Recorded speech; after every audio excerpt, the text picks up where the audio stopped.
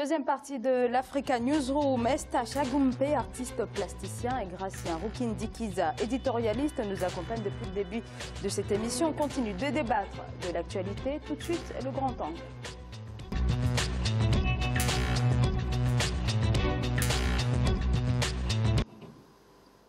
Le Rebounding Forum Africa, ouvert ce vendredi dans la capitale belge. C'est l'un des plus grands rendez-vous pour le continent africain et en pleine polémique sur la démographie. On parle justement de cette démographie comme pouvant être une réelle opportunité pour le continent. Je vous propose d'écouter Thierry Hott, fondateur du Rebounding Africa Forum. Un quart de la population mondiale vivra sur le continent africain d'ici 2050. À lui seul, le Nigeria comptera 440 millions d'habitants, derrière l'Inde et la Chine. La population âgée de 65 ans et plus va doubler, passant de 3,4% à 7,7% en Afrique. Il est donc impérieux de se préparer efficacement à de tels bouleversements. Comment y parvenir? C'est tout l'enjeu des échanges de cette 4e édition du Rebounding Africa Forum qui s'articulera autour du thème « Enjeux et défis des systèmes financiers africains face aux dividendes démographiques ». Alors l'Afrique, ça sera près de 2,4 milliards, 4 milliards d'habitants d'ici 2050. La démographie a un levier pour les économies africaines. Mais comment, Eustache Agumpe, pour reprendre la question de Thierry Hott? Écoutez, il y avait trop de polémiques sur cette question de démographie où d'aucuns pensent qu'en fait les Africains devraient réduire le taux de natalité et tout parce que les femmes font beaucoup d'enfants et tout. C'était même une question ici en France avec le président actuel. Mais je pense que le problème n'est pas là. Le problème, la population africaine, cette jeunesse, cette démographie est tout un atout en fait pour le développement de l'Afrique. Lorsqu'il s'agit, par exemple, à l'Occident, d'aller dans les pays africains pour aller négocier les ressources minières et tout, le pétrole, tout ce qu'on connaît, il n'y a pas de question de démographie. Mais c'est parce qu'au jour d'aujourd'hui, l'Afrique pose un problème à l'Occident, parce qu'il y a un flux migratoire, il y a des réfugiés politiques qui arrivent, économiques et tout ça. Donc, à partir de ce moment, l'Afrique devient un problème. Mais au-delà, en fait, parce que l'enjeu de ce forum, c'est pas tant de comprendre la perception que l'Afrique a de la démographie africaine, c'est comment l'Afrique peut faire de cette démographie un véritable atout. Oui, en fait, le véritable atout, bon, en fait, pour venir à votre question, en fait, c'est réellement que en fait, les produits, les ressources africains soient renégociés. Il faudrait que les États africains prennent leurs responsabilités. Il faudrait qu'ils, par exemple, mettent les moyens nécessaires qu'il faut en fait, pour des formations, former la jeunesse. Il faut aussi créer de l'emploi, encourager en fait, les petites et moyennes entreprises, les jeunes, en fait, la jeunesse qui aujourd'hui est en train de porter des projets. Je pense que c'est ce qu'il faut faire. Et en même temps, il faut que les dirigeants africains vraiment prennent leurs responsabilités quoi, de renégocier les accords en fait, avec l'Occident, les accords liés aux ressources minières, à l'extraction des ressources minières et tout ça, parce que ça, c'est la richesse de l'Afrique, en fait. Gracien, une question de volonté politique? Oui, c'est une question de volonté politique, comme il le dit. En fait, l'Afrique a besoin de la main-d'œuvre. Il faut dire que l'Afrique importe pratiquement tout. Imaginons l'Afrique commence à produire ce qu'elle consomme. Elle n'aura pas vraiment assez de main-d'œuvre parce qu'il ne faudra pas oublier l'agriculture, il faudra qu'il y ait au niveau de l'industrie beaucoup de main-d'œuvre, les services. Il y a beaucoup de pays, on parle de migration, on parle des gens qui partent en Europe. Il faut voir des exemples. Il y a certains pays en Afrique qui ont, je peux vous donner un cas par exemple, c'est le Rwanda, avec une démographie, densité par habitant, ça peut aller à 300 et 400 personnes par kilomètre carré. Et c'est un pays demain qui va connaître un problème de main-d'œuvre.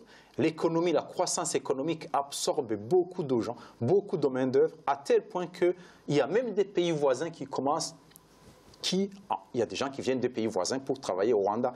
Donc le problème en soi en Afrique, si on conçoit correctement la croissance économique, le développement, on arrête avec la corruption et on arrête d'être les esclaves de l'Occident. On produit ce qu'on va consommer. Il y aura assez, on peut continuer à avoir des gens, des enfants, des adultes. Il y aura assez de gens, il y aura assez d'emplois pour occuper toutes ces personnes. Le problème en soi, ça ne peut pas être la démographie, mais il faut concevoir, il faut une projection au niveau de la formation, au niveau des activités. Qu'est-ce qu'on va faire? Il ne faut pas que l'État s'attende à ce que le secteur privé apporte la croissance en Afrique. Il faut aussi que l'État y participe. Au moment, l'FMI, la Banque mondiale, l'Occident nous disent pour qu'il y ait un développement, il faut laisser le service privé, le libéralisme à fond. Ils vont produire chaque fois qu'il y a un besoin, ils vont investir. C'est faux, c'est faux. Ils investissent dans les domaines où il y a beaucoup de rentabilité. Ils investissent dans les domaines qui sont déjà investis. C'est les banques, les mines, mais il y en a peu au niveau de la production, au niveau de l'invention. On ne produit pas assez. Est-ce qu'on produit des vélos en Afrique? Très peu ou pratiquement pas. Des véhicules, non. On a besoin des petits tracteurs, on a besoin d'éclairer, de l'énergie solaire, de l'énergie éolienne. Donc il faut qu'il y ait une sorte que les gens inventent. C'est l'État qui doit commencer à mettre la main à la pâte, qui doit donner du capital pour qu'il y ait la production. Et c'est de cette façon-là qu'il y aura un développement. Alors l'accélération démographique, on l'a vu, a eu quand même et même pas quand même, a eu de réels effets positifs. C'était principalement en Chine. Mais cela a quand même demandé, avant que cela commence à avoir ses effets, un marché qui est prêt à accueillir les jeunes, en tout cas un marché du travail qui est opérationnel, une main-d'œuvre, vous l'avez dit tout à l'heure, formée. Est-ce que les conditions de l'Afrique actuellement peuvent permettre d'avoir cette perspective? Pas à 100%. Pas à 100%. Gratien parlait tantôt du Rwanda, où réellement, moi j'invite tous les chefs d'État africains à vraiment prendre exemple sur le Rwanda. Mais à 100%, non. Ce qu'il faut faire, c'est que réellement, il faut faire un travail de fond. Il faut faire un travail de fond. Il faut repartir vraiment de zéro et vraiment puiser dans les besoins des populations et tout africaines pour vraiment savoir dans quel secteur, par exemple, investir. Je ne sais pas si c'est un complexe d'infériorité en Afrique où tout le monde a cet esprit de bureaucratie où on veut travailler dans le bureau alors que, par exemple, il y a la terre, il y a l'agriculture, il y a tous ces secteurs qu'on peut en fait rentabiliser en motivant en fait la jeunesse et en mettant les moyens qu'il faut à disposition. Mais au jour d'aujourd'hui, je ne pense pas qu'on ait les moyens à 100% pour vraiment tendre vers cela. La CEDEAO s'est récemment emparée de cette question qui polarise véritablement les débats en proposant de diviser par 2 le taux de natalité d'ici 2030. Est-ce que la CEDEAO a raison ou est-ce qu'elle a tort? Gratien. Je dirais vraiment sans hésiter, la CEDEAO a tort. Il y a un pays je peux vous donner l'exemple de la Chine. La Chine a préconisé un enfant par ménage. Aujourd'hui, c'est un problème en Chine. Maintenant, on demande aux gens au moins d'avoir 2 enfants. Parce que si on divise par 2 les naissances, cela veut dire que les gens qui sont adultes, il va y avoir beaucoup d'adultes. Après, des vieux, il n'y aura pas assez de gens pour produire, pour occuper les emplois. Imaginez, ça serait vraiment une catastrophe pour l'Afrique. On ne peut pas demander cela. Il peut y avoir une certaine évolution, mais pas vers la division par 2. Et je dirais même, on demande la division, on demande une maîtrise de la démographie quand on se dit l'Afrique va rester pauvre. Il n'y aura pas de progrès, il n'y aura pas de projet. Mais une maîtrise quand même de la démographie, ce n'est pas une politique des natalités, c'est quand même essentiel, non, Gratien? Pour moi, je ne suis pas de cet avis. Je ne suis pas de cet avis parce que c'est ce qu'on nous dit. Il faut avoir 2 enfants par famille. On s'imagine qui va faire l'agriculture, qui va produire. L'Afrique, c'est un pays, ce sont des pays qui sont pratiquement avec des économies vierges. Il y a beaucoup de choses à faire. Oui. Il y a beaucoup à réaliser. Ça va demander beaucoup d'emplois. Les pays comme la Chine, l'Inde, pourquoi l'Inde et la Chine se sont développés? Pourquoi? C'est parce qu'en fait, il y a la démographie. La Chine et l'Inde ne seraient pas au stade actuel s'il n'y avait pas cette démographie. Un pays comme l'Allemagne se développe, a une grande croissance, plus que les autres pays, parce qu'il y a une démographie. Il faut que les gens le comprennent. Il ne faut pas suivre aveuglément ce qu'on nous dit. Oui. On a besoin vraiment des gens pour produire. Cette politique, imaginons si vraiment dans toute l'Afrique, toutes les femmes disent la majorité, il faut avoir au maximum 2 enfants. Il y aura des problèmes en Afrique. C'est-à-dire qu'on devra... Là, pour la CEDEAO, on est situé actuellement dans les 5,3 enfants par femme. Donc là, on va aboutir à quelque chose comme 2 ou 3, sans doute vers 3 enfants par femme. Moi, je pense que, pour être sincère, le problème de l'Afrique n'est pas un problème démographique. Moi, je pense que c'est vraiment un gros prétexte en fait, pour empêcher l'Afrique d'aller vers le développement économique et tout ce qu'il faut durable, pour le garder vraiment dépendant. Donc, je pense que le problème, il est tout autre. Le problème aujourd'hui de l'Afrique, c'est de vraiment, comme on le disait tantôt, de puiser dans ses ressources. Il y a du potentiel. Et au jour d'aujourd'hui, et comme Gracien le disait, l'Afrique a besoin d'une jeunesse active pour pouvoir réellement relever les défis qui l'attendent, quoi. Donc, ce n'est pas vraiment un problème de démographie. Je pense que le débat, il est ailleurs, quoi. Ouais. Alors, on constate depuis quelques années une augmentation donc, du PIB africain, 5% en moyenne. Est-ce que cela découle directement, c'est une bonne chose, hein, je le souligne, est-ce que cela découle directement justement de cette démographie jeune qui dope indéniablement la croissance, la demande? Il faut dire que le PIB, c'est donc cette production, la production, il faut qu'ils produisent et que ça soit consommé. Prenons, il y avait 100 personnes, j'ai une boutique dans un quartier, j'avais 100 personnes. Et tout d'un coup, j'ai 50 personnes. Est-ce que je vais continuer à vendre ce que je vendais? Non. Je vais diviser par 2 parce que j'ai divisé par 2. Il y a un départ de 50% des gens dans mon quartier. C'est ce qui peut se passer en Afrique. Le PIB est fonction aussi de la population. Et il y a bien sûr l'économie, la production. Mais la production, il faut soit, si on augmente la production, il faut soit l'exporter, soit consommer. Or, en Afrique, nous ne savons pas exporter la production. Nous savons exporter la matière première, c'est-à-dire qu'on n'a pas du tout travaillé les mines, le café, qui va être travaillé à l'étranger, en Europe.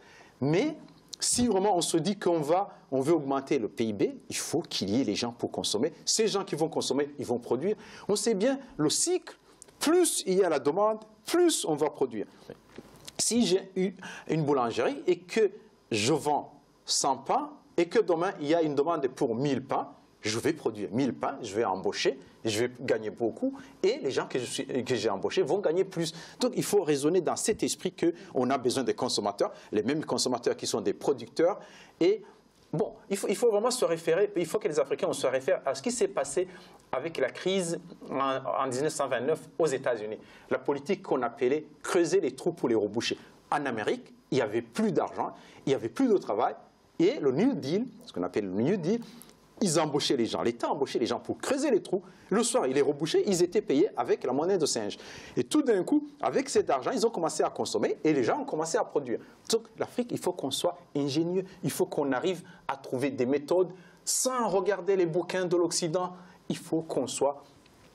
disons qu'on a des méninges, on peut produire, on peut avoir des idées. Et c'est de cette façon-là qu'on peut être indépendant de l'Europe et de l'Occident et en même temps concevoir notre développement comme les Asiatiques ont conçu leur développement. Et de cette façon, on ne parlera plus de démographie en Afrique.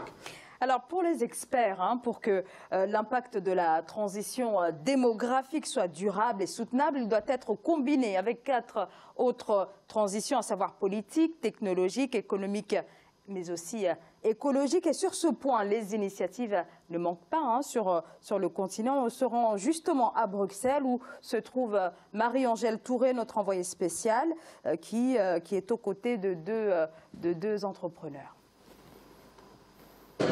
Rebranding Africa Forum en direct de Bruxelles, en Belgique. Je me trouve en compagnie de Katia Aminata Aïdara et de Lai Kamara qui ont mis en lumière une machine très spéciale que vous allez nous décrire car elle est en même temps écologique et permet en réalité d'aider les populations, notamment les plus défavorisées, à pouvoir, pourquoi pas, avoir accès à des logements ou encore des écoles. Oui, effectivement. Donc, je me présente. Donc, je suis Katia Aminata Aminata Haïdara. Donc je ne suis pas à l'origine de la conception de la machine, mais c'est mon partenaire que j'ai donc soutenu, qui est ami à la base. Et donc j'ai soutenu depuis, ça date depuis 8 ans déjà, pour ce beau projet. C'est un projet noble puisqu'en fait cette machine est une machine qui est à la portée de tous, qui est facile d'usage puisque une vidéo de notre site permet de le démontrer, puisque c'est moi-même qui ai troqué ma robe d'avocat pour justement utiliser cette machine et concevoir en quelques secondes des briques qui ont la spécificité d'être pas cuites mais à terre crue. Donc la terre d'Afrique qui n'a pas de coût, très peu d'eau et très peu de ciment. Vous avez rencontré durant ce forum justement le Premier ministre de Guinée ainsi que des banquiers qui ont semblé très intéressés par votre projet. Est-ce qu'il faut se retrouver à Bruxelles, en Europe, pour pouvoir communiquer parfois avec les autorités de son pays d'origine d'ailleurs, parce que vous êtes guinéen? En fait, c'était pas du tout prémédité. Et c'était au hasard et moi je me suis présenté pour l'innovation et j'ai trouvé que la Guinée est l'invité d'honneur et voilà, et ça m'a fait beaucoup plaisir. Et je remercie beaucoup les organisateurs du Forum Africa Rebranding parce que c'est grâce à ça que nous aussi on peut présenter nos projets de tout ce qui est l'innovation. Merci à vous. Nous sommes donc en direct de Bruxelles dans le cadre du Rebranding Africa Forum et nous nous retrouverons durant les éditions suivantes pour vous présenter d'autres participants à ce forum. Marie-Angèle Touré, notre envoyée spéciale à Bruxelles.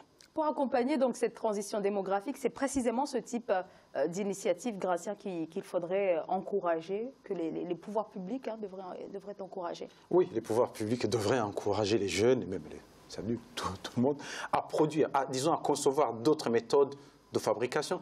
Par exemple, au lieu de fabriquer les briques avec du bois, parce que dans plusieurs pays, on fabrique les briques en terre cuite avec du bois. Donc, ce n'est pas écologique. On peut concevoir d'autres méthodes c'est un exemple, mais il faut aussi aller dans d'autres domaines, pas seulement la construction, mais aussi au niveau de la consommation, au niveau aussi d'autres services. Eustache Agumpe. Oui, c'est pareil, hein, pour rejoindre un peu Gratien, il faut pas que rester sur ce secteur. Il y a beaucoup d'autres secteurs. Il y a, comme je disais tantôt, les petites et moyennes entreprises, le secteur par exemple agricole, où il y a vraiment du potentiel. Enfin, il y a des hectares de terrain, il y a des terres qui sont vraiment fertiles et libres qu'on peut au jour d'aujourd'hui utiliser pour vraiment produire, consommer, voilà, créer de l'emploi et tout ça. Et en même temps, il faut dire que voilà, on a besoin de mécaniser tout ça. On a besoin de tracteurs et toutes ces choses. Je pense que l'Afrique unie en fait pourra vraiment y parvenir, quoi. Merci, on va marquer une courte pause, on se retrouve dans quelques instants.